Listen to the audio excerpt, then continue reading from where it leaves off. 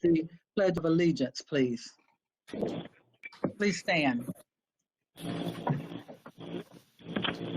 On the count of three, 1, 2, 3, I pledge allegiance to the flag of the United States of America and to the republic for which it stands, one nation, under God, indivisible, with with liberty and justice for all.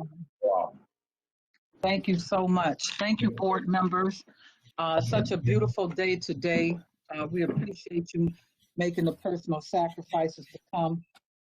Dr. Cash, I have a Yes. board recognition that's in front of me. With your permission, I'd like to present it. Absolutely. Okay. It It was deals a great with idea.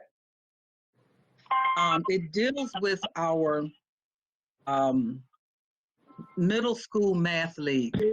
And every year we have a competition, involves students being committed to after school activities.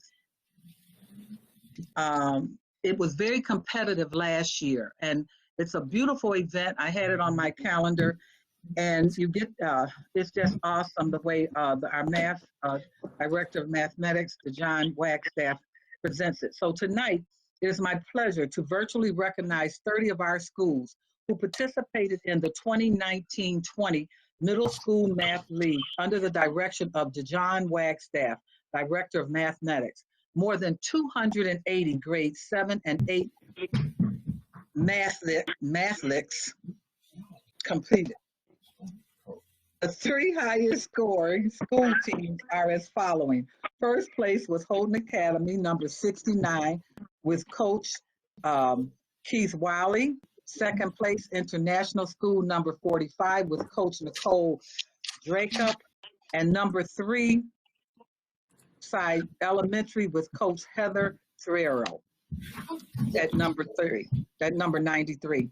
The three highest scoring students are from Holden Academy, number 69, under the leadership of Wiley, and in a three-way tie, graders Fazea Mutaz, Emily Gamble, and Abdul Mohammed. All three students are enrolled at Holden Academy. Dean is sending them out big time this year. They successfully answer questions such as, I can't even say it, FIBONACC, Lou, you're the Italian on the bread. It's the Fibonacci sequence, Mrs. Cotman. It's a famous math sequence. Thank you. Okay. Below, each term is the sum of the previous two terms, 0, 1, 1, 2, 3, 5, 8, 13, 21. Which one of the following two options will be even? The 17th, 18th, or 19th, or the 20th term? In other words, those children were doing some serious calculating. Congratulations to the students for participating, and thank you to the team coaches for supporting them. Listed are the pictures of our three top, and we want to salute them.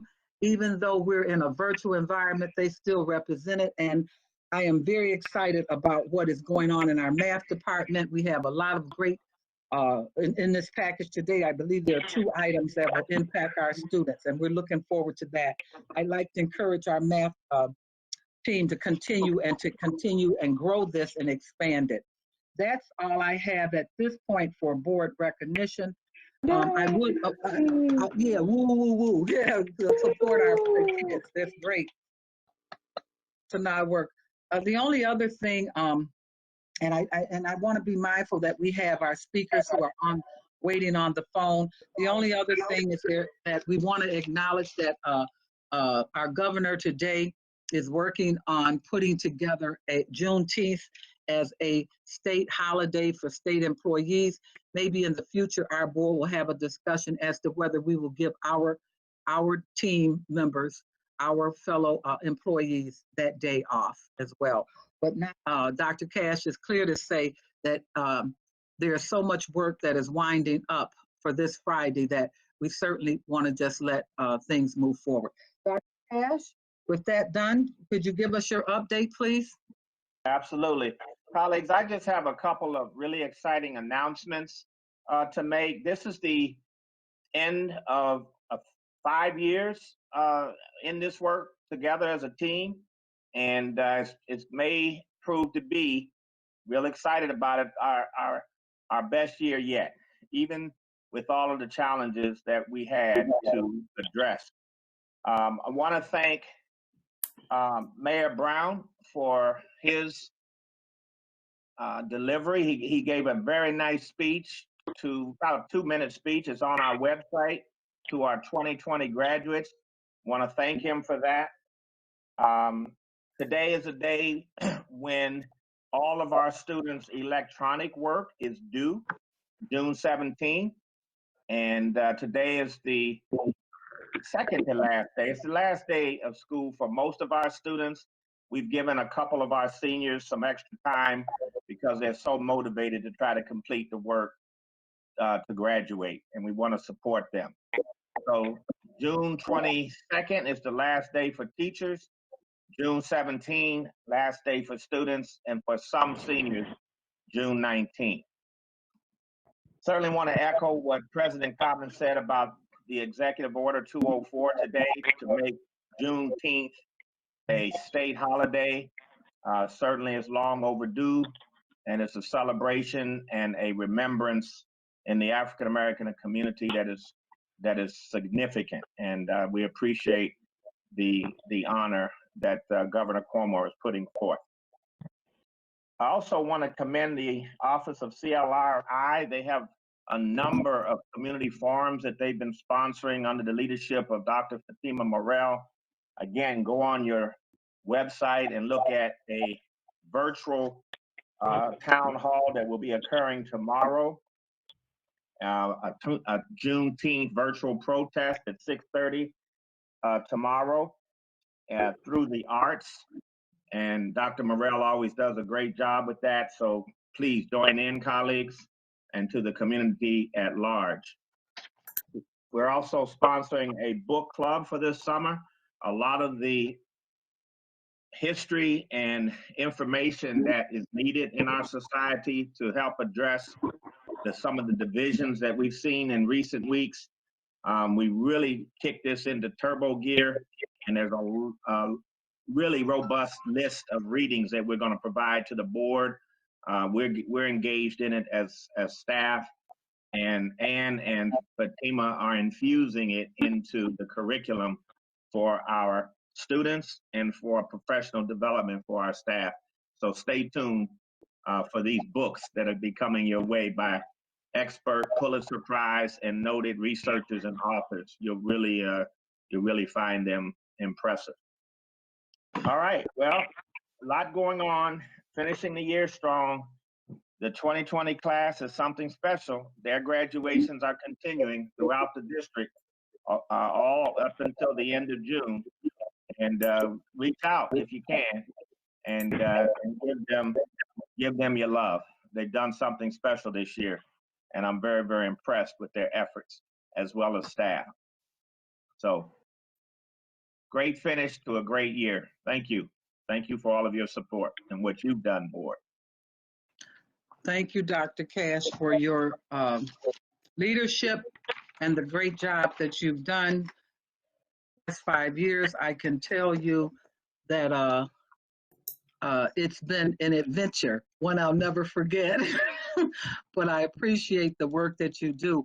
Because this is a 5th year anniversary, and because we have next week scheduled additional meetings to your evaluation, I think what I'd like to do for the board members, if you're in agreement, is that after our second meeting, our special meeting, that they prepare statements of some sort from each board member to Dr. Cash and legacy in our district, if that's agreeable with you guys at that time, rather than taking the time now today to do it, that we have our community on hold.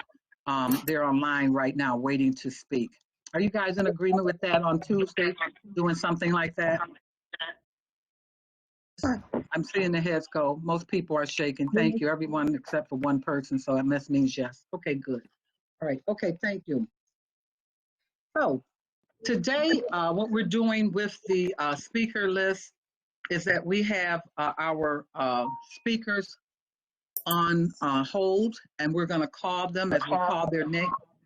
They're going to speak, and if for some reason, because this is the first time around that we're trying this, if it turns out that someone is not on the phone at the time that we're talking about doing this, then what we want to do is to make sure that we come back, recircle this list, because this is the first time we've ever tried this, and it's important that they they've taken the time to call in, and we want to make sure that they hear us. Okay, so let me just briefly say, at this time, the board welcomes speakers who have signed up to speak at tonight's meeting. Please be reminded that all speakers' remarks must be limited to 3 minutes or less. We ask that speakers be mindful that this is a business meeting open to the public and televised locally. Attendees and viewers include persons from throughout Western New York, including children. This board asks that speakers conduct themselves professionally and that their comments remain civil and courteous, bearing in mind that they will be heard by people of all ages. This is an opportunity for Buffalo's residents to address the Buffalo Board of Education about issues that serve the public interest and district mission. And the board asks that the speakers demonstrate appropriate decorum. Thank you for joining us. Our first speaker is Deanna Burgess, a parent. Deanna, are you there? Mrs. Cotman, she is not. We attempted to reach Mrs. Burgess, and we were unsuccessful in reaching her. Okay, so if you reach her before the meeting is over, then we will let her speak. Our next person is Matt Peters. All right, concerned about reopening. Matt, you're there? Thank you for coming. Yeah, thank you for giving me an opportunity to speak with you all this evening. I know you're busy, so I do appreciate it. I'm Matt Peters, and I'm a parent in the school system. I just wanted to say a couple things about our thoughts, my wife and I's thoughts on the importance of school opening back up in the fall. And then I do have a specific question at the end. So let me start by expressing how critical, I guess, we think it is that our children get back to school in the fall. And I want to be clear that I'm talking about brick and mortar return to school and not distance learning. Just our experience with the distance learning for the last 3 months of the school year approximately was pretty miserable, and I'd say ineffective as well. I mean, the idea to us, the distance learning where you're reliant upon parents, many of whom don't have the time or even possibly the desire to take on this added responsibility to teach their children at home is not really reasonable. And that being said, obviously I'm talking about from our perspective and maybe some of the close friends that we talk to, but I don't think this is just for the sake of my kids, but also any of the underprivileged who presumably don't have the time or opportunity to even let their voices be heard. You know, and it kind of saddens my wife and I when we think about kids who would possibly be lost if some attempted distance learning is intended for the fall, as to us it's just an ineffectual way to teach. You know, there was a quote on the New York State Board of Regents site that said they're looking to keep educational equity at the forefront of decision making. And to us, if you don't reopen schools, that's just not happening, because it's the underprivileged and special needs students who really suffer most from schools being closed. But to us, the social, emotional, educational, financial trauma that we're putting our families through potentially by preventing kids from being back in school with their peers should not be outweighed by protecting them from a virus that poses, you know, to young, healthy people, almost no threat.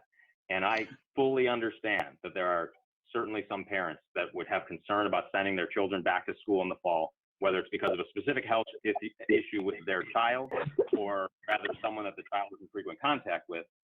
To us, it's imperative that everyone else that doesn't have this fear, the option is given to send their kids back to school. The options need to be there. For those that want to go back, school will be open. And for those that are not comfortable returning in person, they won't be penalized. on a conceptual basis, not necessarily an executional basis, but conceptually it is that simple. And it obviously the logistics need to be figured out, but to us that needs to happen. Now, in conversations I've been having recently with some people who are involved, there seems to be a general thought that the district will follow both the CDC and the state guidelines when it comes to reopening. And there's just two quick things I'd like to say on that. One, Please wrap it up. Okay. Well, I guess I don't have to get into that, but my closing thought is we talk about the need for essential businesses to stay open. And if the education of our kids isn't considered essential, then I'm really not sure what is. I guess my question at the end then is regarding the survey that went out on the subject. I'm kind of trying to gather how that is going to be tabulated when there's no quantitative questions that are in it. It's all qualitative responses that are given. So I don't know if anyone has an answer to that. All right, Mr. Peters, we certainly will ask that, we will see if we can get that question answered by the end of our speaker session for you. Thank you so much. I appreciate it. Thank you. Good. Rich Steinberg, followed by Sarah Schultz. Rich, are you there? Yes, thank you very much. Thank you. Thank you, sir. The Sierra Club, I'm a volunteer with the Sierra Club. The Sierra Club's been working with the Buffalo Public Schools for over 11 years on school solar projects. We see the energy performance contract project with Johnson Controls as the most current example of the district's continued commitment to sustainability. It will bring lower electricity costs, especially important considering the tight budget this year coming up. It will have reduced the carbon footprint, improved lighting, increased awareness of sustainability with students. Personally, both my children attended Buffalo Public Schools K-12. Thank you all very much. I worked as an occupational therapist in the schools from 1984 to 2012, 28 years. I provided the therapy for students K-12 at schools throughout the district. And therapy at times had to be stopped because children needed their asthma treatments when they became short of breath with me. The Asthma and Allergy Foundation found Buffalo to be 24th on their list of 100 urban asthma capitals in the U.S. We know asthma and COVID-19 is higher in communities of color and is related to poverty and pollution.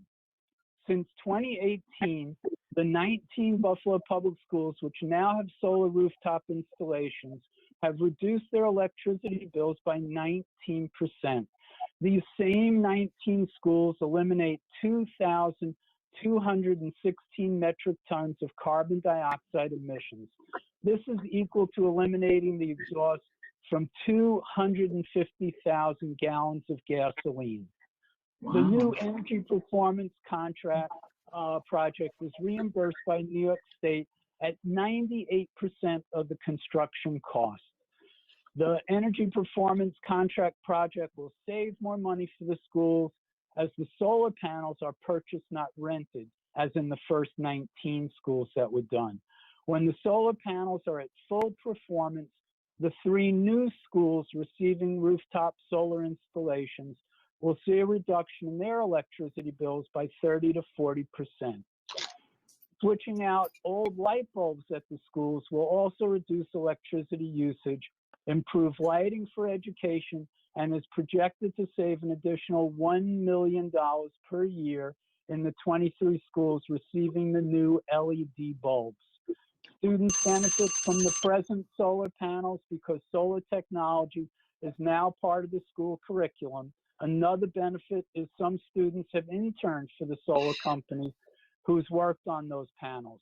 The Sierra Club asks that the Board of Education continue with the energy performance contract with Johnson Control for the financial benefits, the educational benefit to our students, the health benefit to communities of color in the Buffalo community at large, and the career benefits to our students' future.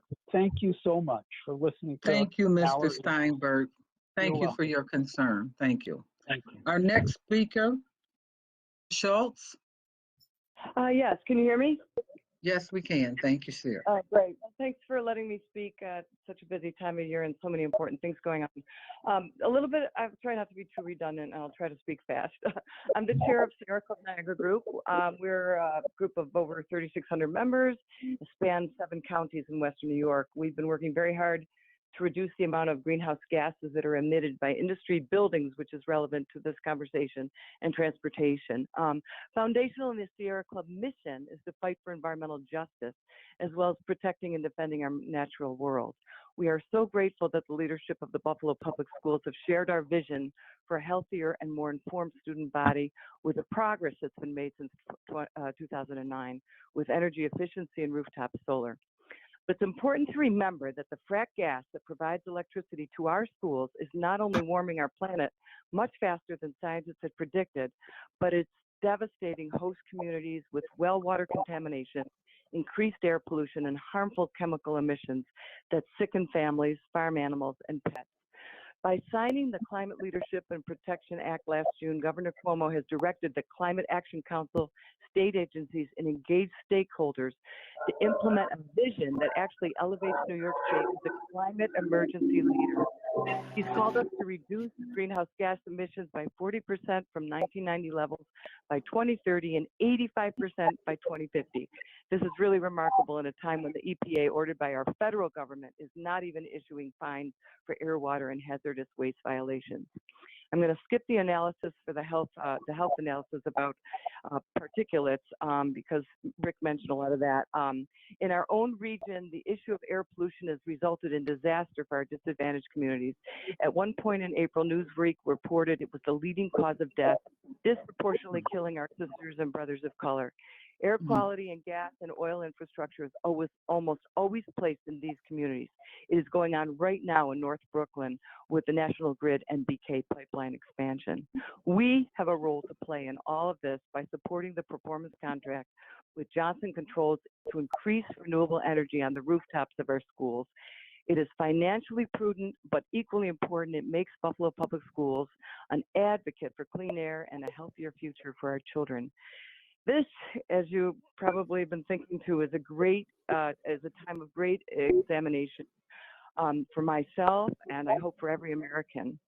Author, historian, and leading scholar on the subject, Ibram X. Kendi, tells us it is not enough to just be a racist, but that we must to not be a racist, but that we each must be an anti-racist. And I've been wondering if supporting a clean environment, educating our students in technology for the future is a small step in that direction. By the same token, it is also not enough to be aware and accepting of climate science, but not be an anti-dirty energy production, anti-dirty energy production. We must move the needle for our children and commit to make this world safer, cleaner, and indeed more loving. Let's keep this project moving forward and be part of the solution. Thanks so much for your time and all of the work that you do. I'm so humbled to speak to you. Thank you. Thank you for your advocacy. I'm very interested in learning more about that as it applies to equity within our school system as well as our community. Thank you very much for sharing that information. Thank you. Our next speaker is Kim Fernandez, and I think 24 hours ago, Ann and I were with her at the same screen. Kim, are you there? I am here. Thank you. Welcome. Thank you. Good evening, everyone, and thank you for allowing me to speak. I come here hopefully to speak for many parents. I get many phone calls from parents saying, how can the few of you, and what they mean is Parent Congress, how can a few of you make decisions for over 3,000 plus families? My answer is always to get involved. My answer is to be a part of SBMT. So speaking of SBMT, I know during this virtual life that we have now, City Honors definitely had SBMT, and a statement from me is that I think all schools should include parents and have SBMT virtually. And I think that they would get more parents than they do when we're in the brick and mortar. Because for many families, I think the time is hard. If it's during the day and they work, if it's in the evening and they work, or they're preparing for their family. But I think that we should maybe make it a policy to have SBMT during this virtual world, and even after we go back. I think that SBMT should be held virtually so more parents could be part of it. Many parents would like to have a voice in some of the things that are happening, like when the CSE chairs were moved to one location, parents did not have a voice in that. And a lot of parents weren't happy that they could not talk to their CSE chairs. Just hearing that the 611 NICED classes were now going to be 811s. Parents also did not have a voice in that, but yet our children are affected. You know, as we say in the bargain, we guarantee a pathway to opportunity that will lead to achieve and success in exchange for hard work, commitment, and collaboration. That's a big word, collaboration with our students and our parents. So we need that. We need to make our decisions together. Equality, a big word, trauma-informed.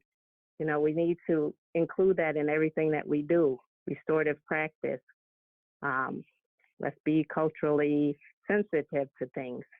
All of these things will include everyone, not just kids that have different needs, but everyone, the whole child. So my whole point is, please include parents before you make decisions, and not at the last minute just to get our signature, but really to include us from the beginning, like the reopening plan. Thank you. I would love to see more parents at the meeting, but thank you for having parents from the beginning. Thank you for letting me speak. That is really all I have to say.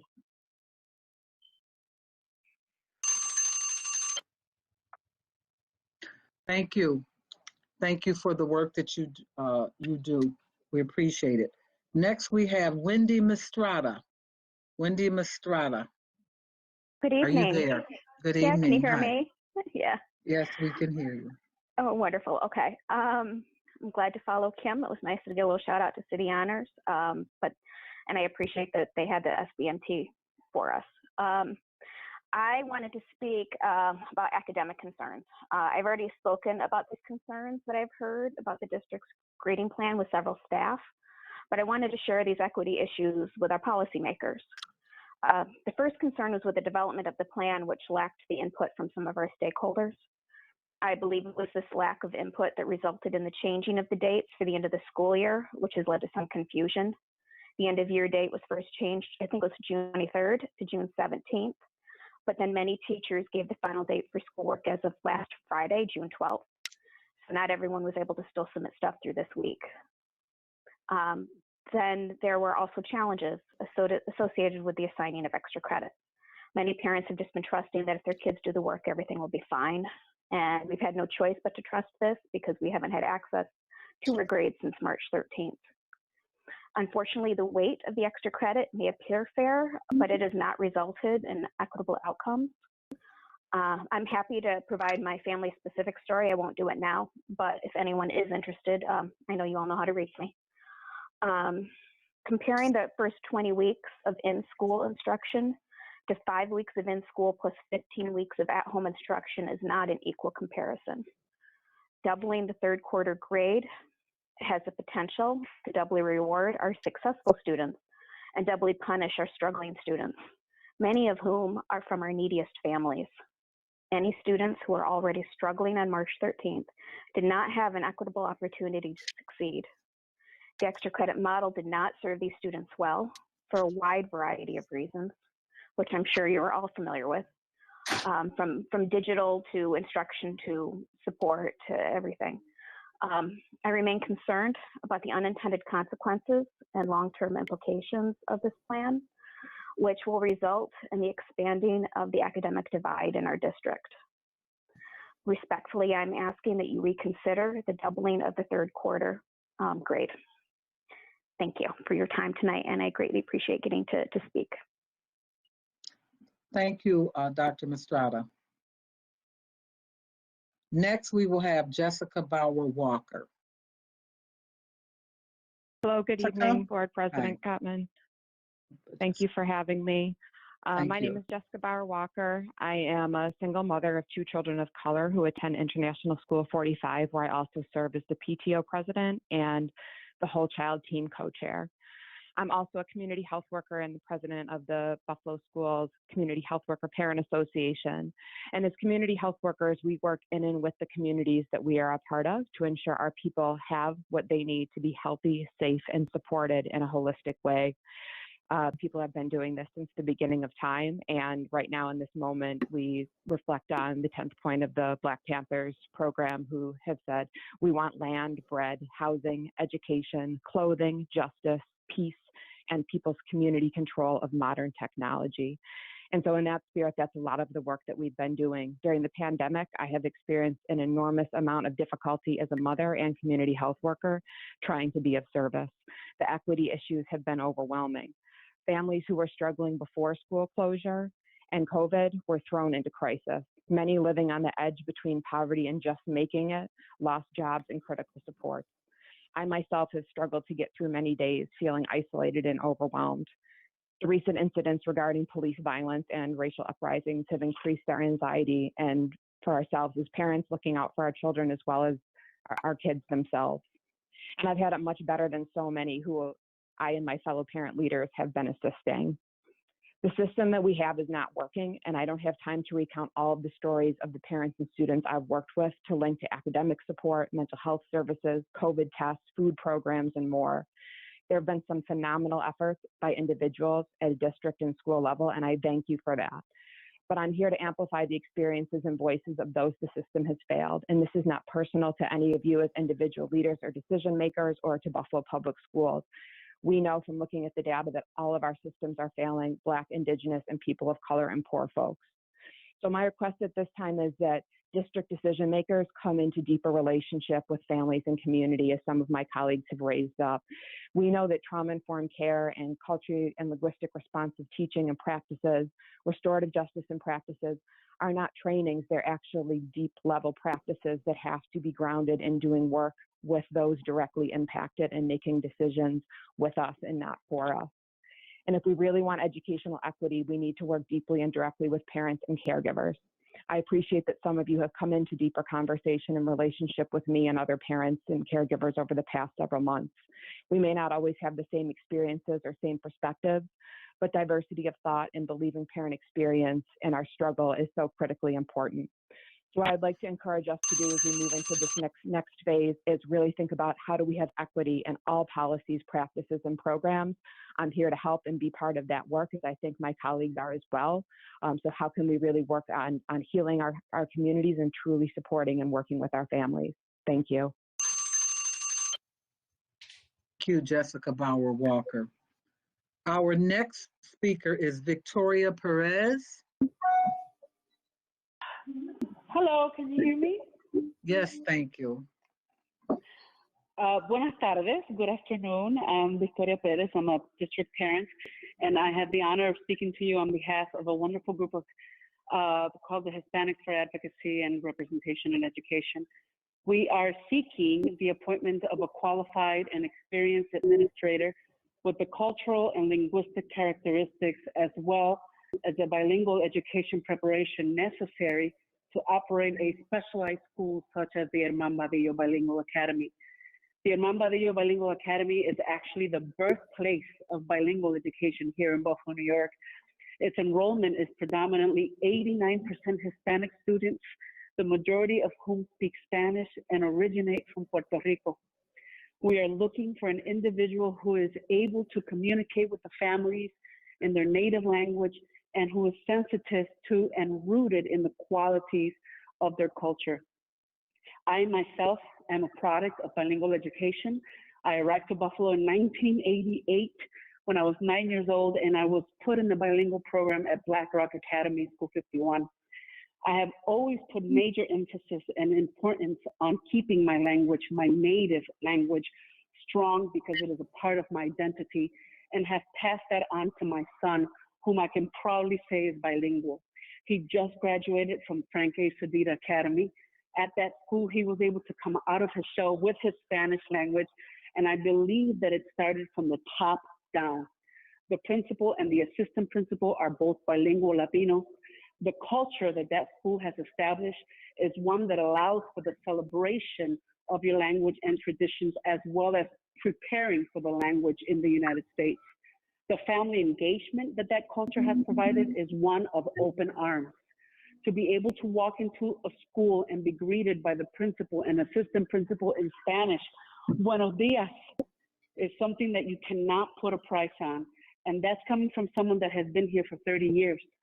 Put yourself in the position of a parent who is just getting to the United States, who does not speak Spanish, who wants to be involved in their children's education and wants to be engaged as part of the community, but cannot communicate with the administration of the school. Not easy. But putting importance on the need for the principal to be qualified in bilingual education and to have the linguistic requirements is of utmost importance. We want to work with the district in order to find the next principal or Imambara so that the students there can thrive in an environment that will lift them up as they learn a new language and a new way of living, and so that the parents find a cultural trust that leads to the utmost parental engagement. We know that things might need to be done a little differently, and we are willing and able to work together in the best interest of the students. Thank you so much for the opportunity to speak, and we also want to acknowledge and thank the Buffalo Public School District for already meeting with us and starting the conversation. Gracias. Nada. Thank you very much. Our speaker is Assunta Ventresco. It's Assunta Ventresca. I'm sorry. It's okay. It's Sue Ventresca. You know me, Sharon. Sue Ventresca. I can't read my own handwriting. Yeah, I'm a grandparent of two Buffalo Public School students, and also I'm a community health worker in the Parent Association, and also a member of the School Health and Wellness Collaborative. And this collaborative was created with partnership with parents, and it really took a long time to build trust with parents and have them really partners in working together to create a healthy school environment. Parents and students from CPAC and the refugee population were all trained as community health workers, and they're trained to be co-leaders on their school well-being teams. They participated in the revisions of the wellness policy and advocated for its implementation. And this collaborative is one component of the whole school, whole community, whole child model. I'm listening to environmental people, that's part of the model. Mental health, social, emotional, staff well-being, all that is part of the whole child model. So I'd like to support the full implementation of the district wellness policy that's based on the model and the creation, and created in collaboration, not only with parents and students, but with school staff and district staff, administrators, Board of Education, Sharon, and the community members. Every department needs to be aligned with the whole child model. We're experiencing a dual public health crisis, the COVID-19 and systemic racism. These crises have exposed disparities in health education. It highlights the importance of access to health education and health services. All students deserve the equitable access to comprehensive health education, sex ed, social emotional learning, PE. So I ask you to invest in the implementation of the whole child model, and that's the one way the district can ensure our students are stronger, safer, and healthier. Thank you. Thank you, Sue, and thank you for still working and helping our district grow strong. Thank you. Bye-bye. Thank you. Bye-bye. Were we able to get in touch with Deanna Burgess, Mr. Brown? No, we were not. Unfortunately, it goes to voicemail, so I apologize. Okay, we're sorry for that. Dr. Cash? Yes. Do you have a response to our speakers today? Sure, I have some notes here. To the first speaker, I believe his name was Matt Peters. We'll thank him for his comments. Certainly, we want to involve as many parents in our reopening work as we possibly can. I do think the survey is important to not just be quantitative, but the nuance of qualitative responses are important so we can gain a full understanding of the reasons that parents put forth for wanting to return to brick and mortar and for wanting safety for all involved to be a primary concern. So we want parents to fill out that survey, get it back to us, and we have experts on staff who can distill and summarize qualitative information as well as quantitative. So complete the survey, get others to be involved in that as well. To the two speakers who spoke about the solar projects in schools, I believe we have an item on the board agenda tonight that addresses those issues. So it sounded to me like those two speakers were appealing to the board to support the item. And certainly for the reasons that they gave, we would concur, I would concur.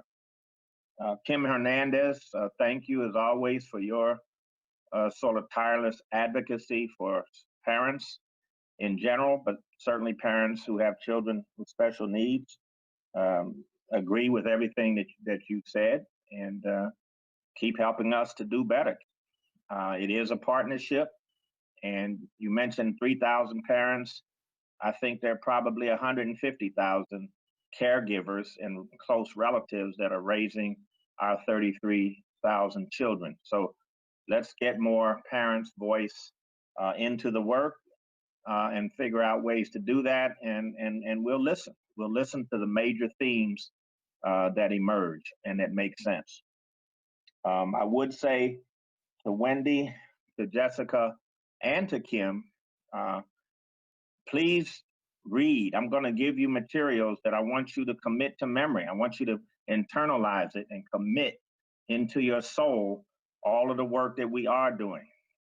I want you to really, really feel it, and I want you to be an advocate for it. I understand your concerns. I've heard them before, but we have done an incredible amount of work together, and I want you to understand it and celebrate it and share it with your colleagues across this city.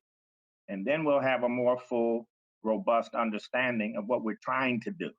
It was very difficult to make a quick pivot when we got an international global pandemic, and staff went to work within a 1 week, 2 week period to try to come up with something that was equitable. I know how many hours we spent to make the grading practice as equitable as we possibly could, and to provide essential instructional guidance to all parents and teachers and students as we could. And I know how much effort went into that as professionals around this issue, how much research went into it and so forth.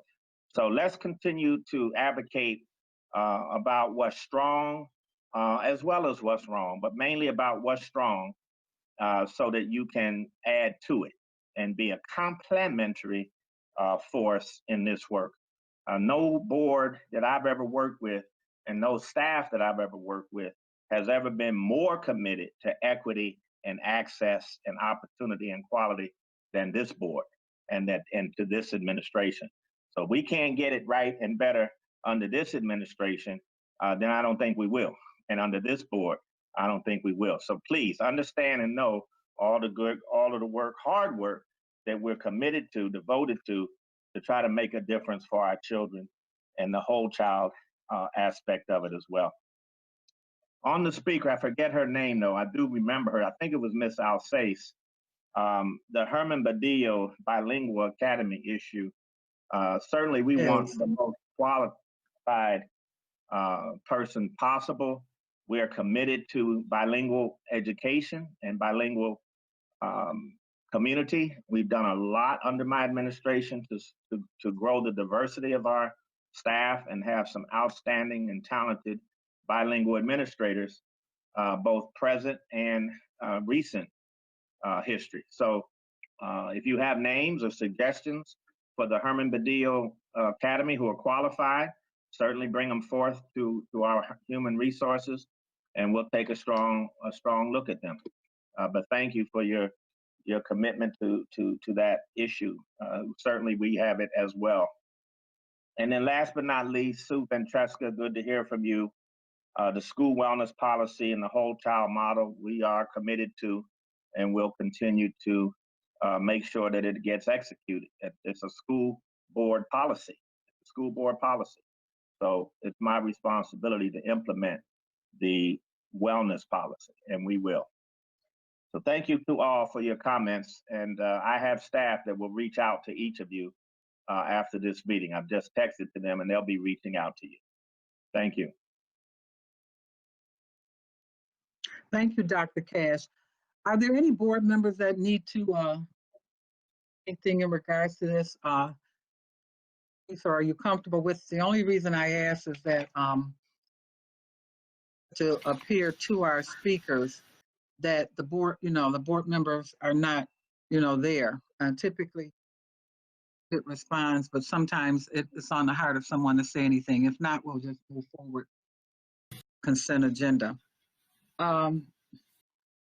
Need a motion to accept the minutes from the previous meeting. So move. Lou, and Second. I need and Larry and Kathy both second at the same time.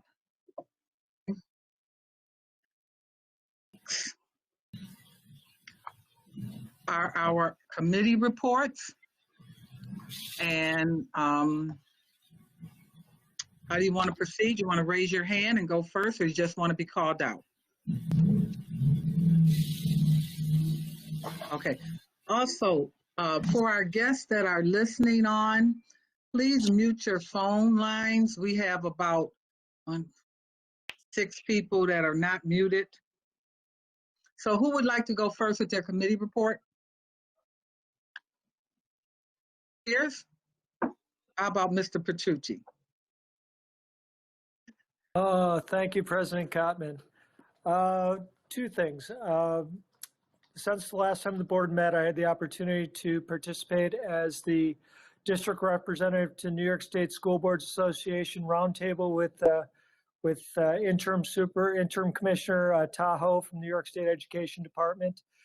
We had representatives from all the various regions across New York State, and it was a very robust discussion regarding matters about how the schools are going to reopen, how instruction is going to look in the fall to accommodate and acknowledge not only the summer slide, but the distance learning that we've had since March. A lot of equity also had to deal with in terms of connectivity, devices, how are our kids going forward? This is going to be a long-term plan, making sure that they have the proper support that they need. Teachers, making sure that teachers have the additional training to operate across these various platforms to offer successful instruction. To make sure that our buildings are open in a safe and sanitary manner, to make sure that there's ongoing communication between the state education department, and then when they issue some type of edict that we need to open, that there's enough time for the districts to successfully implement it. But there's a variety of different topics. Those are some of the highlights, and copies of the notes did eventually go out, not as quickly as we like, but they went out, so that was good to see. Also along those same lines, I'm on the New York State School Board Association's legislation committee. We're meeting the first week in August to discuss various legislative topics. I've also been asked to chair the Financial Responsibility Committee.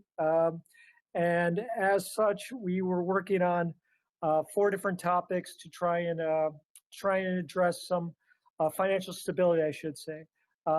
And the main topics that we're hoping to come across was to monitor the state's proposed early retirement legislation, obtain an estimate from Mr. Pritchard to see what the savings would be and if they would benefit the district, pursue refinancing our debt service before market forces change, enter into an agreement with the City of Buffalo that will provide a notice prior to use of jointly held funds, identify the sources with which the funds will be repaid and a date certain for repayment.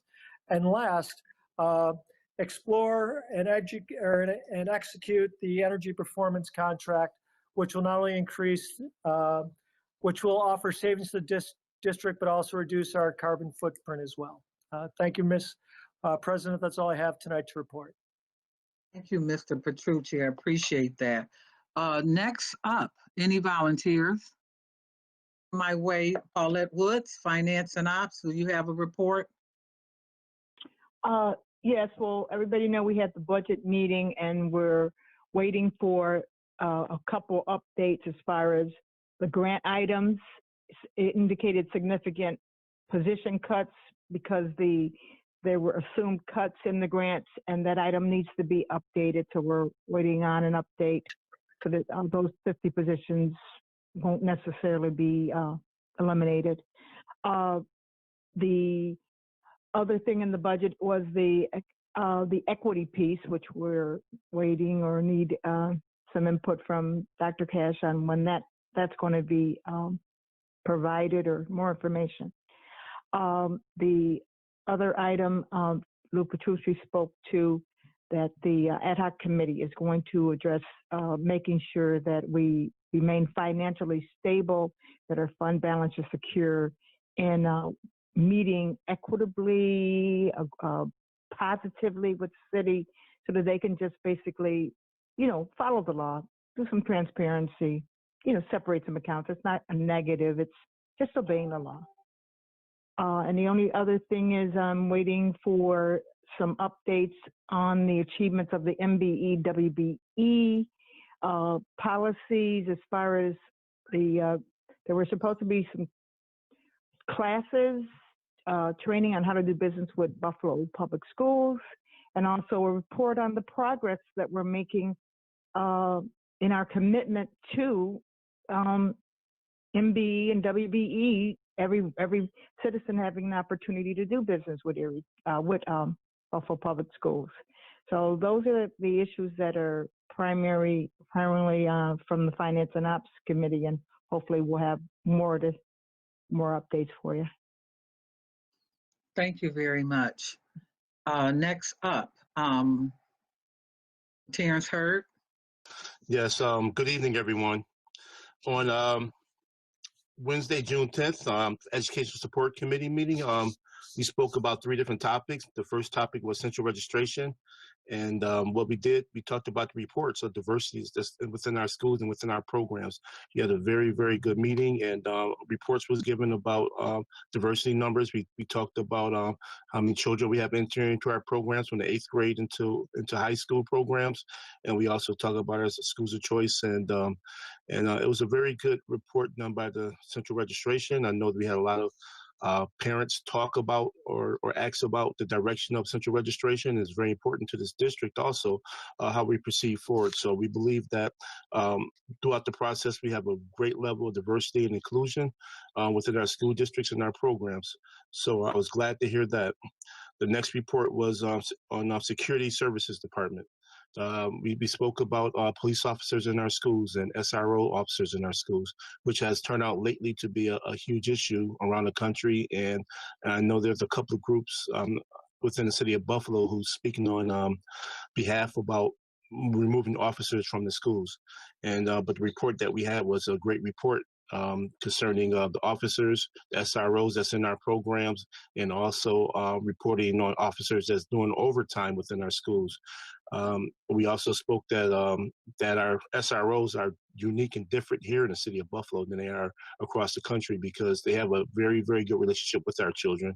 We spoke about the number. We had 8 SROs that works within our district, and they are also involved in many programs within our schools. Our SROs have one actually was one of my former students. Michael Norwood is one of the singing cops, and I'm one of my students from Seneca High School, and basketball players. So these young, talented men and women are volunteering with our kids. They coaching basketball and football. They're working with the track within our children, and they also stand over, working with our children, have great relationships. So that's one of the things that we pointed out in the city of Buffalo, how unique they are and how they're working with us. We talked about attendance officers, and we also talked about security officers and the prices. We was waiting for some reports to come back on that, and which some did, that we can report on later. And within the last department was athletic department. I'm sorry for that, for the services. It was Fred Wagstaff and Michael Weiner was the two reporters from the district that spoke upon that. And from the athletic department, we have Michael House and Cecily Owens. They came and spoke about the athletic department, what direction we're going in, some of the new things they're trying to formulate, and the old programs which they are pushing to make sure that they are persistent. We spoke about the Section 6. We spoke about, once again, what direction the sports is going into here in the city of Buffalo. And we also spoke about junior high school sports, so that I'm trying to find another level of sports that we can train and teach our younger kids, not only emphasizing on sports, but also the AP courses that go along with it. So we speak of AP courses, we're talking about from the 6th grade, 7th grade, and 8th grade, so that our kids can have a better chance of education, getting college scholarships, and train for scholastic scholarships. And I believe that's about enough to report on right now, but we are waiting for a couple of things to come back. So we'll have more information then. Thank you. Okay, thank you. Mr. Scott, your hand was raised. Speaker on. Speaker. There we go. I just want to add on the security and RSOs that we also talked about off-duty officers that are assigned to 5 of our buildings, at least 5 of our buildings daily, where questions were raised about the cost from us as a district for those off-duty officers, as well as contract or agreement or policy that oversees their functioning. And those questions have been submitted. And I just want that known for the public that might be listening, that we are following up on that information. Okay, Mr. Scott, those are some reports that I said that we were waiting to come back on. I didn't specifically go in detail about which reports they were, but I also was giving the district time to formulate that information so that it could be readily spread for the public and the board. Yeah, but I just want to distinguish, though, you mentioned the RSOs. What we learned about last week was there's RSOs, which are trained, but there's also off-duty police officers that aren't trained that are assigned to buildings. That was the piece that you didn't share. Okay, good. Thank you. That's a good thing. We need to know all the parties that are involved in our schools, and we do need to look into each one. Okay, so that's what we're working on. I'm sure will assist us. I have another hand raised, Dr. Evans Brown. Yes, I wanted to also mention in Terence's report, there were 700 students that returned to Buffalo schools from charter schools. And I think we're waiting on some information from that as well. 146. For 746, you said, Terrence? 746, okay. Okay. And I think, board members, as we move forward in dealing with this issue, we do really need to know who those students are. And we need some sort of assessment to be done so that we can understand who is being returned to us and for what reason. Okay, moving forward, let's see. Larry Scott, do you have anything to report on your ad hoc today?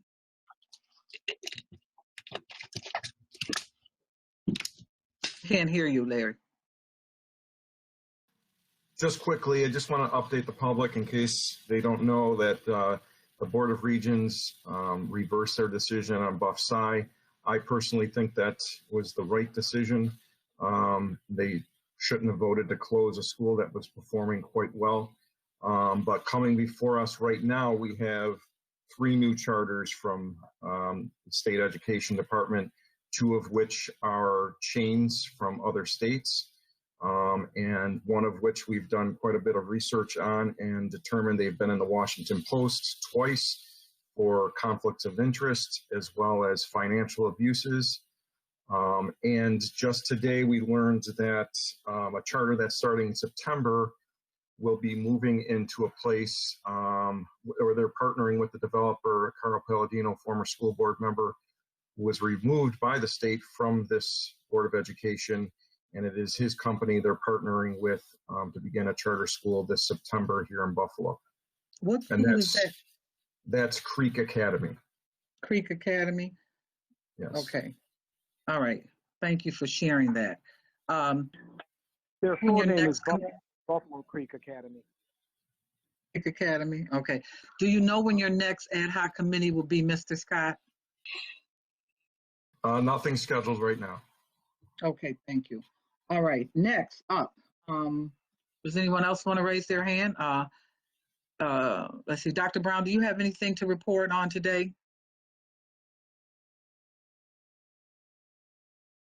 Me, Dr. Brown? Yes. Oh, yes. Oh, yes. Dr. Brown Hall is the other one now. We have Okay. to give, he's hyphenated now. Kathy's hyphenated. She is too, yeah.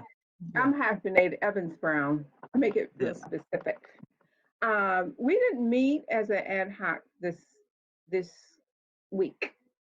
We were more or less tabling our process until we get more information from some of the cabinet people in terms of reopening, because I know New York State is offering webinars. I didn't make the first one. I think it was this week. Did anybody attend? I attended. I Okay. attended. I'll share out on it. Okay, so you could share out on that. And but we're still polishing what we need to do, but we're trying to seek the lead from the district first. We don't want to duplicate services. I understand. Thank you. Did you have anything, Ann, for Hope to add?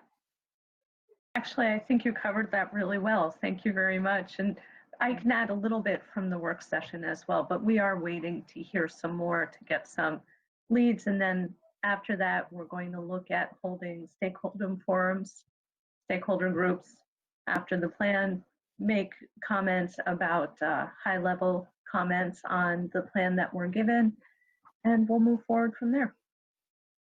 Okay, well, why don't I, since you're talking about this, the New York State regents invited me to participate in a webinar, and the webinar was about reopening of schools, and it is on their website. There were about 8 topics that were discussed. I happened to be, it was labor and human resource. Interesting, the conversations that were shared out at the end. All of us are consistent in that we need to know we can do what we're going to do. And it's very difficult trying to plan at this point. But they made sure that they had each group address the in-person scenario, the virtual scenario, and a combination of each. And I would like to say one of the biggest things that stood out for me in that committee is the amount of hours, personal hours, that are accumulating from staff as a result of not being in the classrooms, and how that will impact possibly students in the future as far as learning, and that there's a big possibility that there will be a need for many more substitute teachers in the very near future because of the amount of hours that are accumulating. My particular ask, the governor comes up with a creative ideal in regards to how those hours can do not necessarily have to be used, or maybe can be used for vacation time or personal time at the end of their contract. One district shared that he is a very small district, has over 650 hours to be used by their staff. So it's going to be interesting to deal with this. But just that since you guys were talking about that, thank you so much. Next, we have, if Jay is satisfied, we have Dr. Revere. Do you have anything to report out, followed by Jennifer McCuzy? Yes, I have 2 things to report out. First, on the student achievement work session that was held on June 10th, we covered a summer school update, specifically as it applies to special education, since the governor recently wrote an order allowing face-to-face summer school for special education students.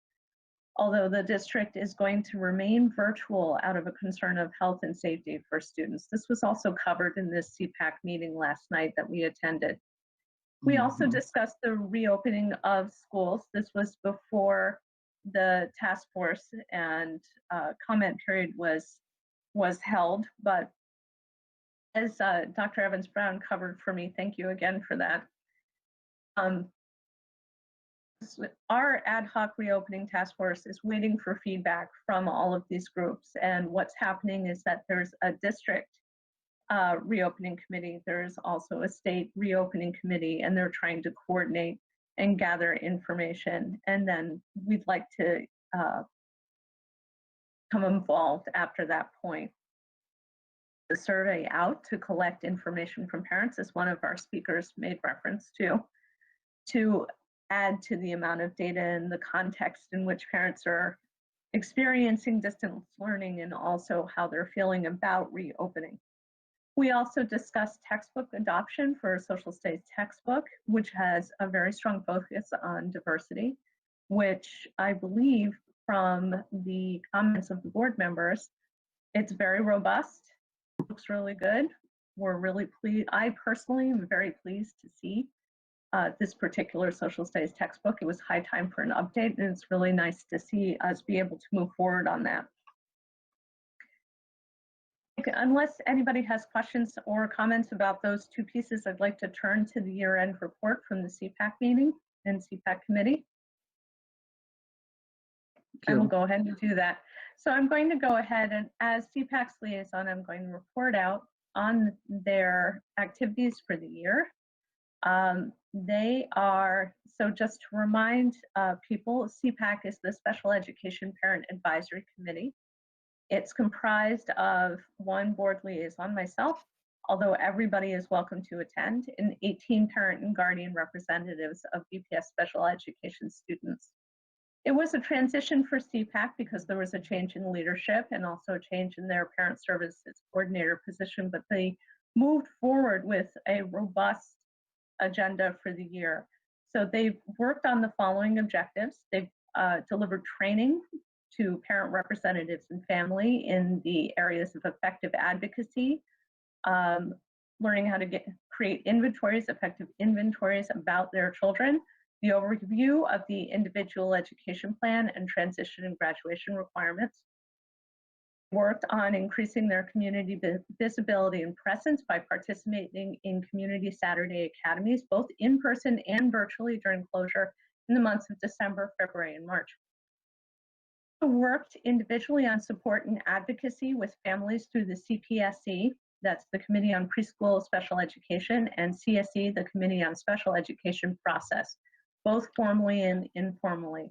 They also assisted in parents and students undergoing suspension and manifestation disability reviews. They worked on updating the website to reflect the change in leadership and organization. They created an email listserv and was able to disseminate more information to families in between the monthly board meetings. They delivered presentations and connected families to services during the COVID closure.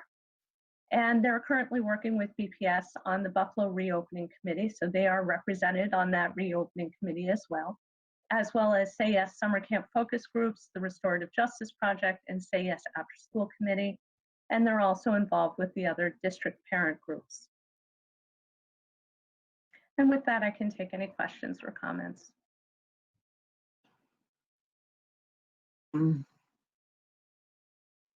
Any questions in regards to this? Anne, I sat in on the meeting last night, and I feel that our parents feel that a lot of decisions, and they spoke on that today, are being made without involving them.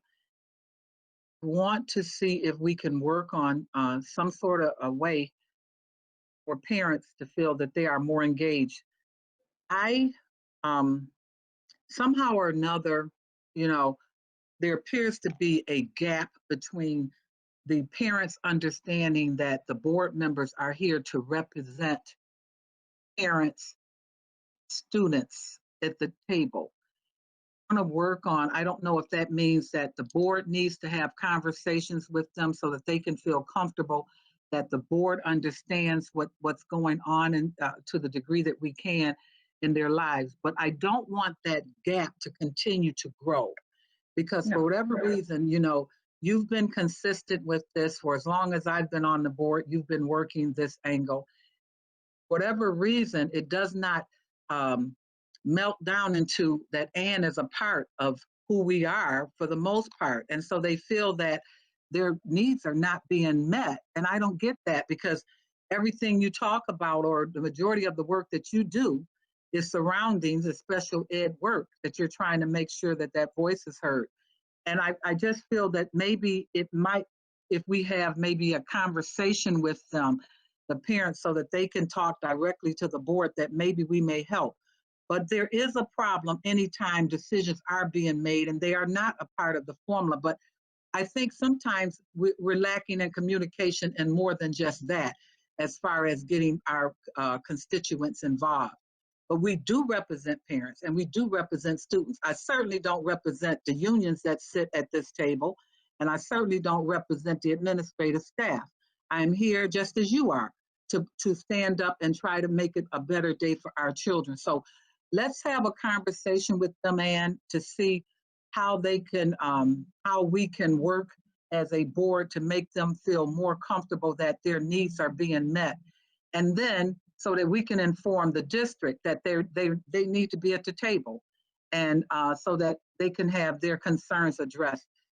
Maybe they didn't hear the meeting that said that the state guidelines went from 611 to 811. And maybe there's an assumption that we did that without, you know, clarity or whatever. So let's work on trying to maybe have a roundtable or something with our special ed parents so that they can feel that we are there for them. Does anybody understand what I'm trying to say here? Because every time we talk to that group of, they're always feeling as if we're not a part of them. Jennifer had one up. And Actually, I'm sorry. I'd like to respond to address me directly. So one of the things that does happen, especially for our parents of students with special needs, and I am in communication with everyone you saw there last night. I know you are. One of the things that tends to happen is that decisions are discussed and start to be made. Parents often aren't notified until the decisions are right on the table or about to be made. And I think that what may help, and Dr. Cash spoke to this in his response to the speakers, you know, he said, let's get more parent voice into the process. And I think that's the key here. I think we need more parent voice earlier in the process. And I think the idea of holding more discussions, more stakeholder groups, of getting more sense of what parents really need at various points is going to help. And it's only going to help the district because then it helps parents express what they're feeling, where things are working, maybe where things aren't working, and then the district can respond. One of the problems, though, is that it's hard to cast a wide enough net in all the various communities that BPS represents. And I think we need to, as a board, think about how we can work with the district to create a channel of communication that's effective, that reaches out and represents equitably all of the communities that are a part of the Buffalo Public Schools. For me personally, I am extremely willing to do that for the community of parents with special needs. But I'm also extremely willing to do that because as an at-large board member, I represent all of the parents and students in this district. I just have a personal background with special ed, and so I have personal feeling with it. But I'm willing to do that in any area. And so I'm more than happy to work with you and any board member and the district and Dr. Cash to ensure that that parent voice is heard and that parents feel that they're being responded to. Dr. Revere. Jennifer's hand was up first and then Mr. Hurds. Thank you, President Cotman. I would like to remind the board before our, you know, all this had happened, that we all agreed to be more proactive and get out into the community more. And we literally sat in a 2-hour session with the district 100% behind us in order to create forums. And forums are, we're discussing how it was going to look, whether it was going to be a forum, whether we were going to have meetings, but we were opening up in different areas across the city, depending on districts, depending on, availability of staff and board members. But we were opening up that opportunity. And I kind of want to, because we're very public right now about talking about this, but this has been going on for many, many years. And I personally would like to put some onus folks who represent the parent groups to bring the parents. I hear you, I hear your representation, but I do not hear the parents. I believe that when we have these meetings, these virtual meetings, I've been on wellness calls where parents are available, speaking to parents directly when we, when we have how many constituents that we deal with, there could be absolutely no one to say, that I haven't been out there or anyone else hasn't been out there. I believe this board, compared to the board that we had previous, we are all, we're all moving in the same direction. We're taking our own way to get there, but we're moving in the same direction. And we are definitely reaching out to constituents in a way and being more communicative in a way that I hadn't seen previous with myself. So I would like to see that the Parent Congress, and I had brought this up in executive session by putting the Parent Congress, if you're a part of this group, all 5 Parent Congress members, I know when, what's happening because you're bringing it to the table and you're representing all these families and you're stating that they come to you. Have them come to us. And Dr. Cash and Dr. Brown Hall, if we can figure out, if we have to open up an entire school and social distance ourselves all over the place to hear them, I believe that's something we can do. We have been literally saying, bring people to the table. We have the meetings, there are wellness meetings, there's a CPAC meeting, there's your meetings. It's either we come to you or we get chastised for not being a part of what it is you're speaking about in your meetings. I would like to see real collaboration around what we can do as Parent Congress leaders, the district and the Board of Education to open up a space for all of your parents to be able to address us. Each and every person in all of those committees in some way to hold and facilitate trainings where you can access information, and the district has agreed multiple times to be able to get that information from folks. I myself held 2 forums where they got information, people put up, we had the issues up, they put sticky notes of what their issues were, it was sent back to the district and the district went through the data and brought it back. These are all very possible. So I get a little bit, I get a little bit hot under the collar when I hear that we don't communicate at all. I am not saying, and trust me on this, the reason I am on this board is because I'm not saying that parents are always privy to decision making. That is definitely something we need to work on. We are not saying that we do this in a grand way. Dr. Cash has never said 100% we bring everybody into the fold. But if we don't work together and keep pointing fingers, we're never going to get anywhere. So I believe all of us, and I don't want to speak for everybody, but I do know that we all agreed in order to figure out a way to bring community together, the more than just this 3 minutes they get to get on a call or get in front of us on a podium. So please, I understand where you're coming from, but I'd love to see that some people sit in the back of the room and bring the parents to the front and let us know what they're really feeling. Thank you. Thank you. Terrence Hurd. Then Dr. Brown, Dr. Evans Brown. Okay, first I'd like to say that I concur with you, Dr. Rivera, of your concerns and the work that you're doing. And if you need help in any field, any way, I'm here to help support, and I'll be here to help you. After that, I would like to say that our special needs children are very important in the city of Buffalo, and we have a higher rate. I believe it's 47%, a higher rate than in the past. And it's something that I can tell you that I grew up. I was always taught that there's not problems, there are opportunity. So right now we have opportunity to reach out to more parents and work with more groups to help with the problems and issues. And I can openly tell you that Dr. Cash and I don't agree with everything. we have our battles, but Dr. Cash and the staff has done a fine job. Parents, working with parent groups, Dr. Reynolds, Tanja Williams. I've never seen so many forums, so many groups get together, so many meetings to reach out to the parents and to the community ever in my life. I've never seen a district perform like this. And I would also like to add in that the amount of special needs students that we deal with in this district, maybe we should look at other districts, larger districts, to see how they handle it, how they're performing, and see their also, because if anybody complain, I can honestly tell you that this board, this administrative staff has put tireless hours in day and night trying to think what's going on and these issues. So I stand with the district and this board and Dr. Cass and as we move forward. So thank you. Thank you, Dr. Evans. Oh, I'm sorry. I'm sorry, Dr. Evans Brown. Oh, yes, I agree with everything that everyone said. I think that hands down, this district does a wonderful job with parents. I believe that we need to charge every one of our parent groups an additional responsibility to reach out to more parents. We can do better. Work in the community.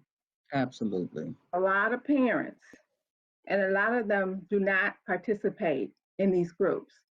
I don't have the magic bullet, but I do know that we could do better and reach out to some of the hard to reach parents and get them involved. Absolutely. Thank you. So I'm glad we had a discussion on this. I want to remind the board that if we've heard all year long that the parents don't feel that they're being respected and involved in the process. And with that said, I looked up the word communication, and it says the successful conveying or sharing of ideas and feelings. So if our parents do not feel that their needs are being met, have not done a very good job in communicating. And so we have to figure out a way, and I will ask Kim Hernandez and Wendy Mistrada and Jessica Bowers and Neil Dobbins what we can do better. And then the staff has to make it a priority. I can remember there have been times that the staff has promised PAC organization things, and they went around and did not do it. And I have said in meetings at least once a year, I make it to this meeting that they had yesterday. So let's work on that. In regards to some of the things I've been involved in as far as communicating or dealing with our community, sitting on the Say Yes Operation Committee, things that they are working on, which is really near and dear to our heart, is preparing our students for college this year. They were able to get computers and things like that. One of the issues I do want to talk with David Russ, and I did send out, and I will send out if I haven't, but I think I did, that there's a webinar coming up on the problems that our children are encountering campus and with the educators that are there that I don't think is currently being addressed. And I want to sit in on that webinar and then have a discussion at the operating committee table. I was very proud of our district staff members, Dr. Fatima Morel and staff with their pandemic virtual meeting regarding inequities associated with the COVID virus. It was a very, very good a webinar or seminar. In addition to that, the Parent Summit, which was a 2-day process, which was off the hook. I was very pleased to hear the amount of people that participated in that. The rally that our educators and our community partners put together 2 Tuesdays ago, or was it a week ago? I can't even remember. It's been so long. This is driving you crazy. it was off the hook as far as the amount of people that came out. And it was a Black Lives Matter. And I want to be clear, okay? All lives matter. But at this time, the fire is in the Black Lives Matter house. Okay, so that's why everyone is rushing to that house to put the fire out. So let's be clear with that, because sometimes people think, you know, that you're trying to slight other people. No, you're not. There's a major crisis in this country. And I found out there was an additional gentleman who was murdered. His name was Derek Scott. He was murdered probably 30 days before George Floyd. It was the exact same scenario. And I've also written an article that was in one of our local newspapers during over the past couple of weeks or whatever. But what I'm trying to say is that I don't always get in on at the end of these meetings, but my day typically starts somewhere between 8 and 8:30, dealing with issues and things like that. So we're moving forward. But I do want to work on that communication piece, because the people who are trying to keep our district divided are trying to paint a picture that this board is not concerned or is not hearing the needs of the people. And that simply is not true. That's not. I work with these individuals, and I can certainly say for the most part, almost every board member is functioning very well, doing a great job. And the ones that are struggling, if they need something else to do, we can certainly find it for them, I'm sure. Anyway, and moving forward, if that's completed, Dr. Cash, if you don't have anything to say on that topic, we'll move forward and go into our next item. Proceed, Madam Chairman. Okay, thank you. All right, so I need a motion to accept the consent agenda. Do you want an update from Executive Affairs? Oh, I'm sorry, Jennifer. I thought. No, that's okay. My apology. We got into a heavy conversation. You're right. My apology. I'm sorry, Jennifer. Executive. No, you're good. You're good. We got into a heavy conversation. So. Well, I knew you had spoken, but I'm sorry. So Executive Affairs met earlier this month, and it was kind of a quick meeting, as we had a executive committee at the end of the meeting, but we did cover a lot. We are, as a board, it's our responsibility to make sure that the superintendent's evaluation is carried out due to all of the everything that's been happening. Dr. Cash, didn't have the normal time that he would have to be able to prepare. And unfortunately, we had to give him kind of a small window to work with. But he is, he did exactly what he needed to do. He was very honest about asking for the time he needed. We worked it out. He turned in the documents for our evaluation, including his own inserts and materials. We received that We received that yesterday. He does have his, and I haven't had a chance, I have some personal situations happening currently, so I haven't had a chance to see if the self-evaluation has been put out to us. Is that part of the documents that we received today? Yesterday, yes. Yesterday. Okay, so, and this is all for the public to know. There's, documents that we receive for us to be able to, and especially our new board members, for them to be able to review, understand, and digest how the tool works in order to do the assessment. And he also includes, and especially now so important, so of course, whatever time he needed, we gave to him.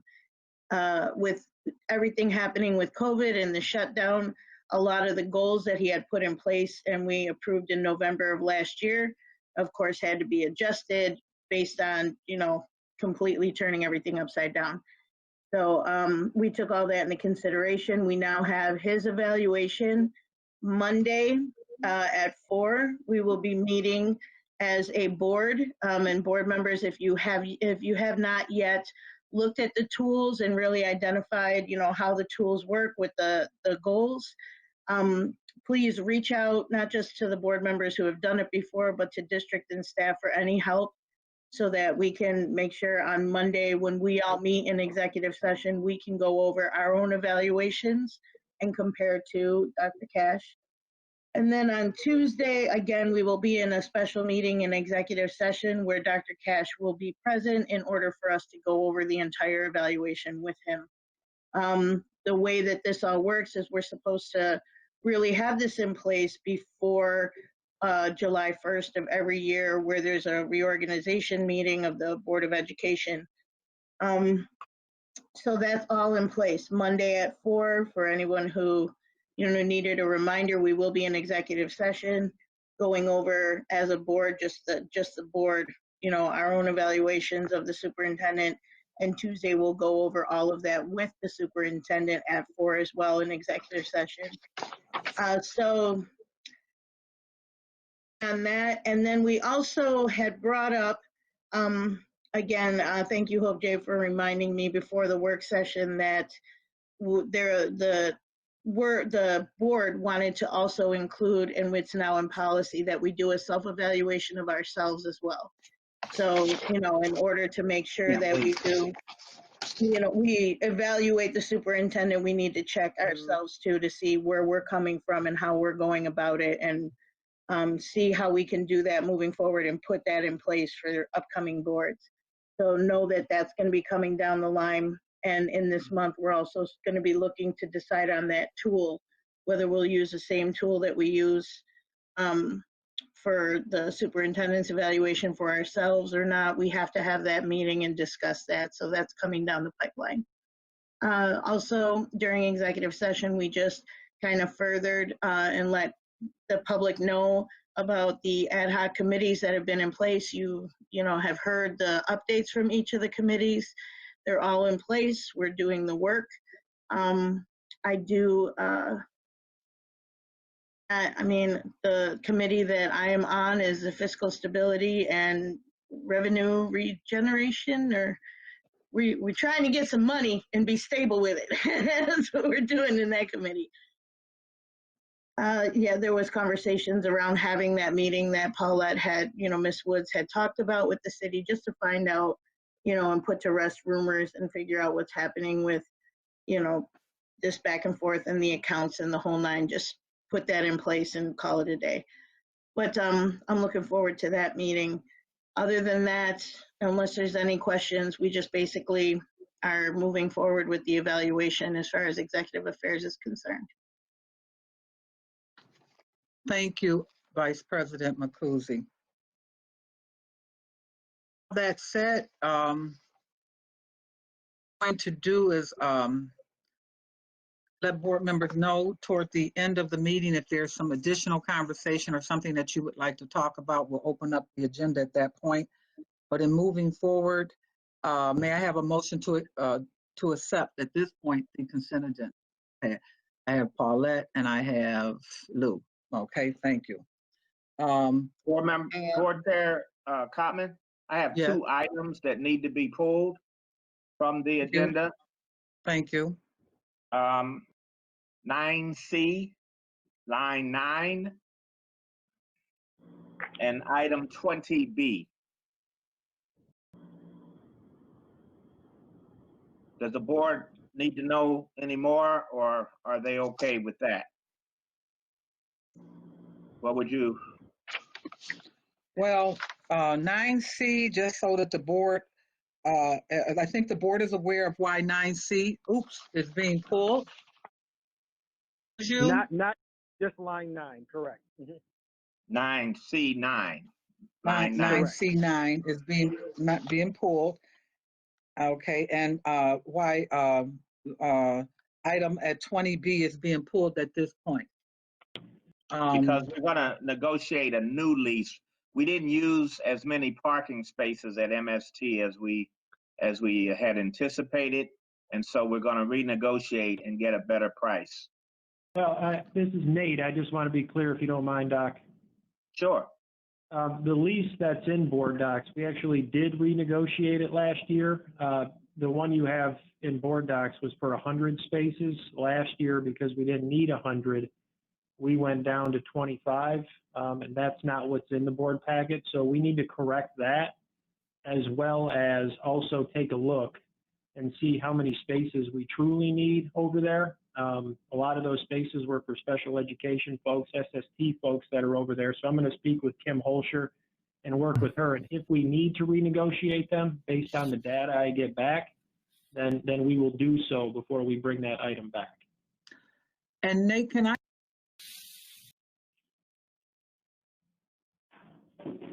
Okay, can I speak to that? I visit that school on a somewhat regular basis, and I've often asked or noticed that there's no one parking in those spots. And last year I brought this up. You know, I think truth be told, the people are uncomfortable about crossing the street over there, and they are not using those parking spots. And I'm concerned that anytime there's money being spent and we're not it properly. So, conversation. Okay, so Lisa. For 9C9, I don't think I'm aware of why that item's being pulled. Looks like a retirement. It's been rescinded. Yep. That's rescinded? Okay. Okay, all right. Hands are up. Unfortunately, Darren, somehow or another, we haven't worked out this exception report. So does anyone have anything on the first 5 items that they have an exception to? But Mrs. Cotman, we emailed their exception list to all board members, and we didn't get any exceptions back. We did get questions from board members, and the detailed answers were sent out earlier today. So I believe the questions have been answered. And then I did text board members earlier to see if there were any additional questions, and I got no additional questions. So I don't believe there are any additional questions for the board packet. Okay, great. Is everyone in agreement with that? Okay, so with that said, can we do a roll call vote? Ms. Cotman, I do believe you were going to recuse from the instructional line 1. Have that. Yeah, she can note that during the. Are we ready for a roll call, Madam President? Yes, sir, I am. Okay, so just to be clear, 9C, line 9 has been pulled, as well as 20B. How do you vote, Dr. Evans-Brown? No exception. Mr. Hurd? No exceptions. Ms. J? No exceptions. Ms. McCosey? No exceptions. Mr. Petrucci? No exceptions. Dr. Rivera? No exceptions. Mr. Scott? No exceptions. Ms. Woods? No exceptions. And President Elton Cotman? Exception, item 9B, line 1. Other than that, no exceptions. Is that an exception or? That is a recuse. That is a recuse due to familiar relationship. What would you put? Okay, that's noted. So then otherwise, no exceptions in the recusal 9B, line 1? Right. Okay. Consent agenda passes. Thank you. Council Kuzman. All right, so let's move forward. We don't have any resolutions. Our consent agenda to go into executive session today. At this point, into executive session, and I read the terms for going into our bereavement. Mr. Petrucci, I believe you have the list, and we will take a moment of silence. I'm sorry, a moment of silence on behalf of those. We will go into our executive session. When we come out, we will do our unfinished business and conclude our meeting. Hand up is Jennifer McCousey. We'll do the unfinished business then. I'm sorry. Okay. Any concerns to go back to unfinished business, or are we looking at about the message that I sent you? Finished business is after we come out of executive session. Okay. All right, and we will end the meeting with that. Okay. All right, Okay. so Mr. Petrucci, would you do the honors, please? Mr. Petrucci, you need to put your speaker on. Thank you, Sharon. Thank you, Sharon. Yeah. All right, so if we could rise. Bereavements for the June 17th, 2020 meeting of the Buffalo Board of Education. On January 12th, Clydeen Bass Amaker, a retired Buffalo teacher. On February 19th, Jean McNamara, a retired Buffalo teacher. March 26th, Ralph J. Monahan, a retired Buffalo teacher. May 25th, Richard Stephen Pychek, father of Richard Pychek, a TOSA coordinator with the Department of Social Studies.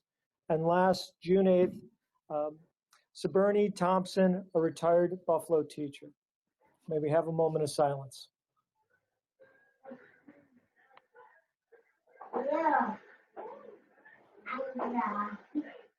Thank you all. Thank you, Mr. Petrucci. All right, so we are about to go into executive session.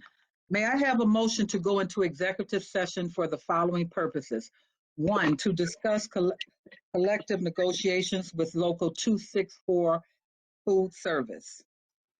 2, to discuss the negotiations of an MOU with the City of Buffalo for the installation to stop armed cameras on First Students Transportation vehicles.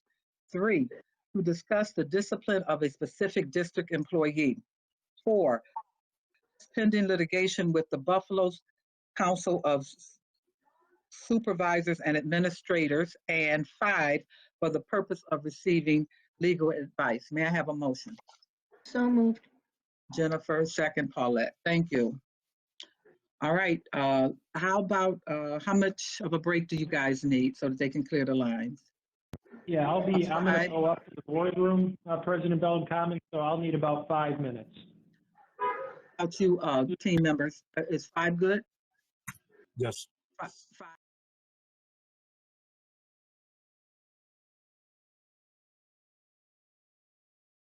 Executive session and did not take any legal action. We have 2 that I would like to carry forward. Motion number 1, may I have a motion authorizing the superintendent to prefer Section 75 charges against employee D.B. May I have a motion?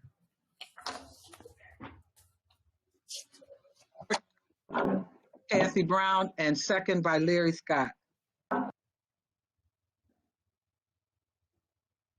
Second, may I have a motion authorizing the superintendent to negotiate and execute? Oh, I'm sorry. You're right. Let me go back. I'm sorry. I'm trying to go home. Okay, I'm sorry. Okay. Do we need to take a roll call vote on this one? I don't think. All in favor? All in favor? Aye. All hands are up. Any opposed? Sorry about that, people. Trying to get through. It's not here, so It may have a motion authorizing the superintendent negotiate and execute an MOU with Local 264 Food Service strictly limited to the summer of 2020 to provide an increase not to exceed $1 per hour for those with the title of monitor and not to exceed $2 per hour for those with the title of commissary staff and site super. Second, Jennifer. May I have a roll call? May I have a all in favor? Any opposed? One non-vote. Hope Jay, are you voting on this? We can't hear you.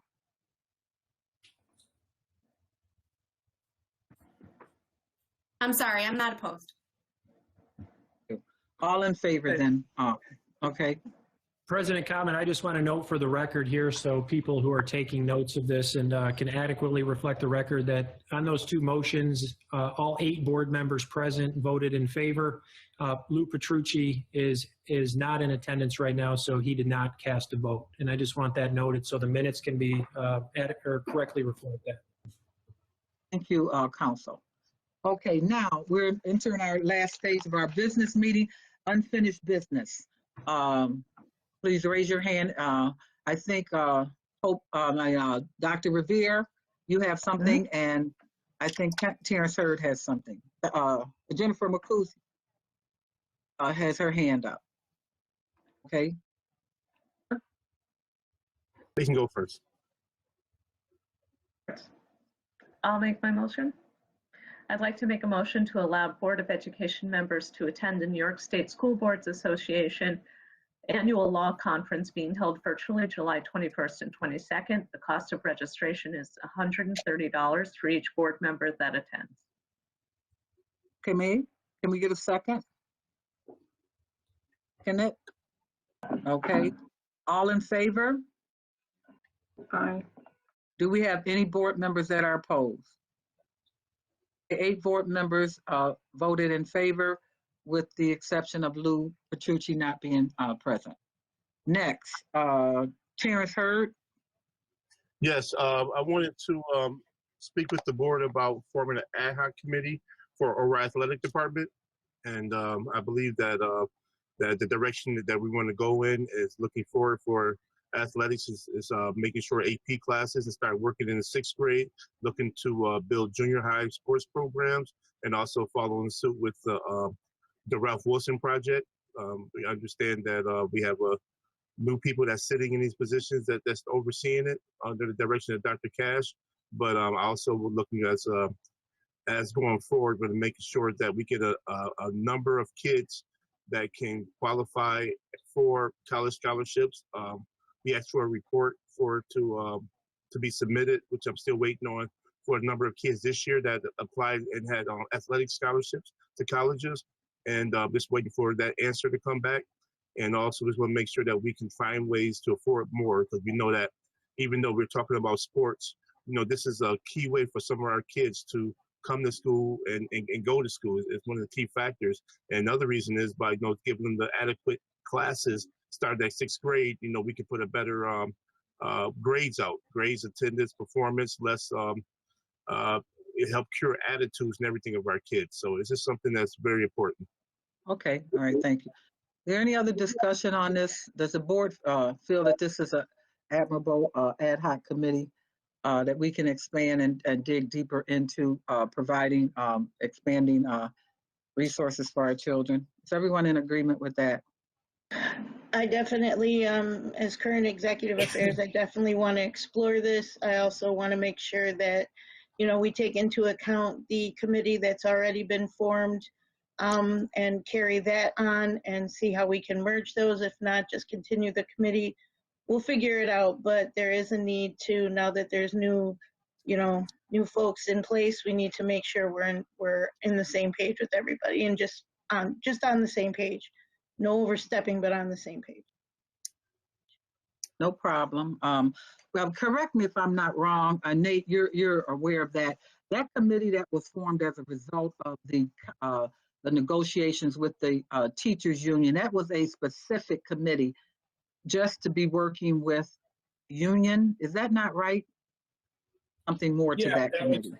That was just a BTF district committee on the athletic department. So there's a need to expand. Okay, so if everyone's in favor of that, I can move that forward. Do we need to vote on that, Nate? We can do it officially, but something that we can just agree to do, right? On another ad hoc committee. Yeah, per policy, it's within your discretion, President Cobbin, to establish ad hoc committees for a specific purpose and appoint the members. Thank you. So I'm going to ask the people who want to work on that committee to volunteer. And then I'm sure from what I'm hearing, I have Terrence, I have Jennifer, right? And then there's one other person that can go on that committee. So you think about it. And if not, I will certainly assist with that as well. Jennifer, is that why your hand was up? No, I just wanted to make a quick announcement. Okay. Before you go, Jennifer, let me do the second part of it. Sure. Dr. Cash mentioned something that we should look into in the previous meeting, and that was a health board.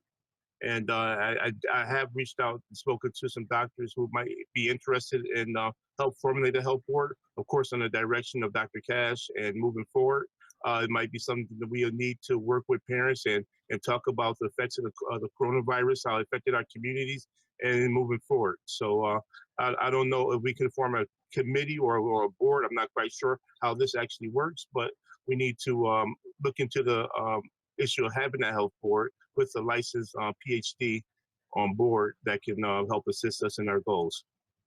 Mr. Hurd, okay. Let me give you an update on that. I have four the very best in the region that have responded to my request. I've had phone conversations with them, and they're sending me their bio briefs at this point, and you're going to be very impressed. I'm very pleased that they accepted my offer.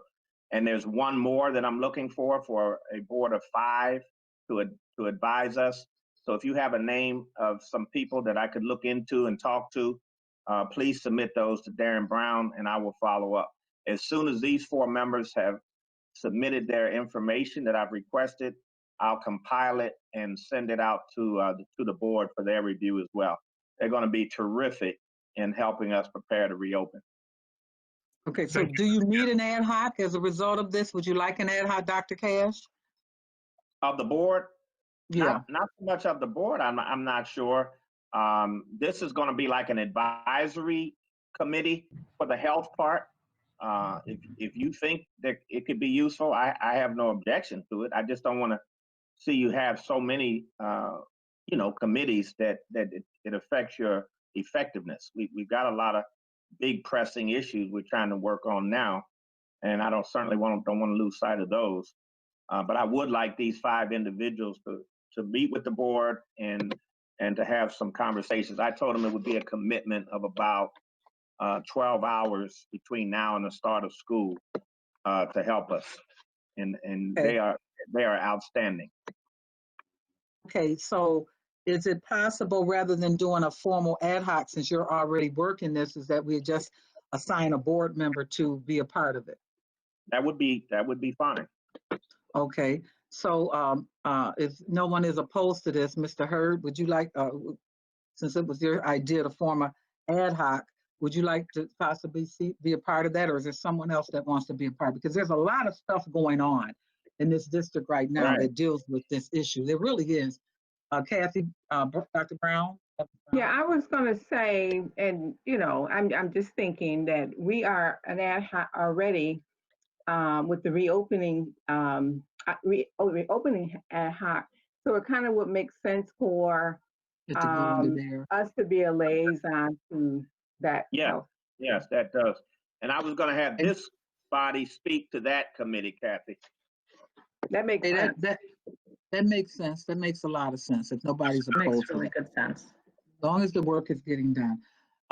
Okay, I wanted to talk one more about one other ad hoc for the summer. Typically, every summer I take on a project. So this year, my summer project is going to be dealing with the equity, the resolution of equity, and in writing and assisting with writing the policy, as well as people all over York are reaching out to me about this resolution.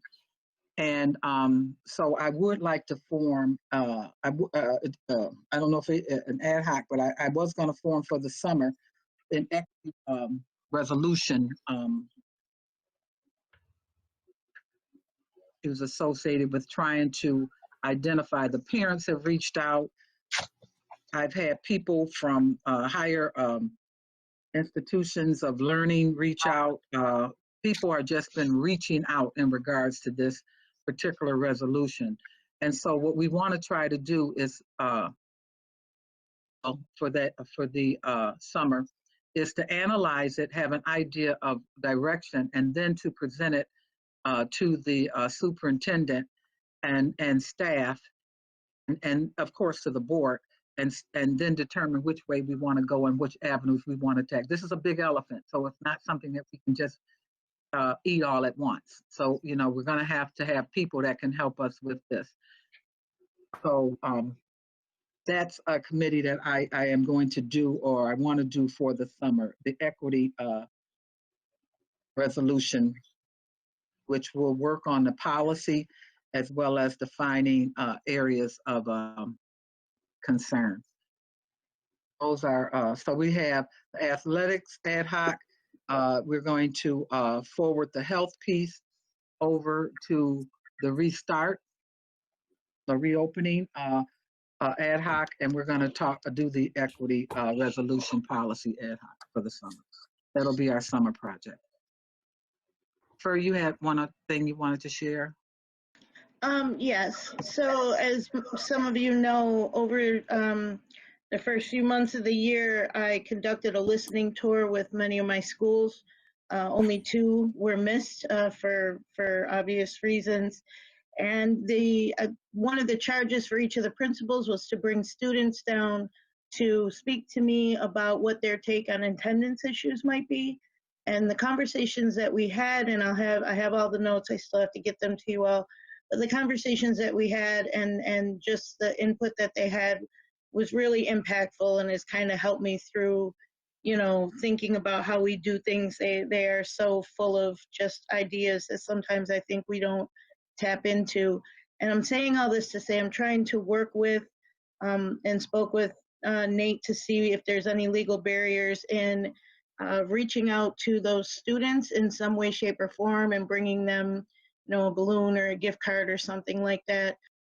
Figure out whether or not each school, you know, the students all come to one location, or if I go to their houses. I'm just inviting, I know it's only 4 at a time, if I'm not mistaken.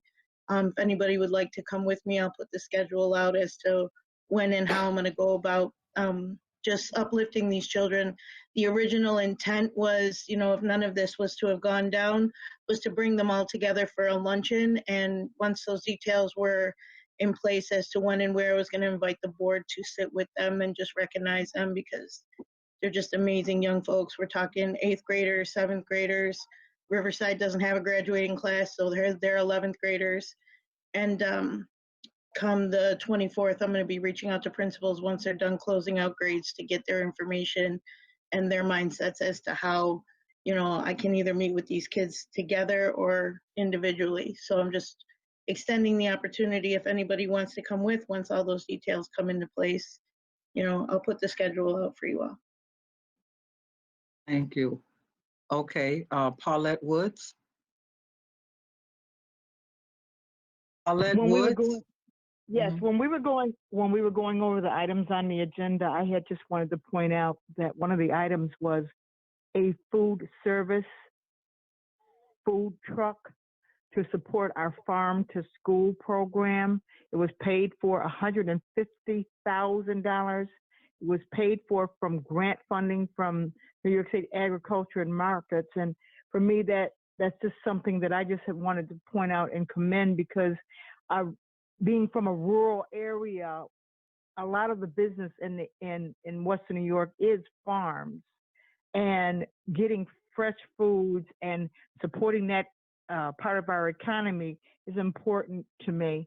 And we had a number of groups working on that area of growing our own food, farm to school food. And I just wanted to commend that they've got this $150,000 truck, and find out a little bit more about it in the future. But I'm just glad we're still moving in that area. Okay, thank you. Is there anything else that the board would like to talk about? Okay. If all minds are settled, may I have a motion to adjourn? I see hands up. I didn't hear you. Was it? Hallelujah, yes. Second, I guess, by Paulette. First by Dr. Evans Brown, by Paulette. Thank you, everyone, for your attendance. And thank you, Dr. Cash, for your leadership. And Nate, thank you very much for protecting this district. Thank you. Thank you. Bless everyone. Stay safe.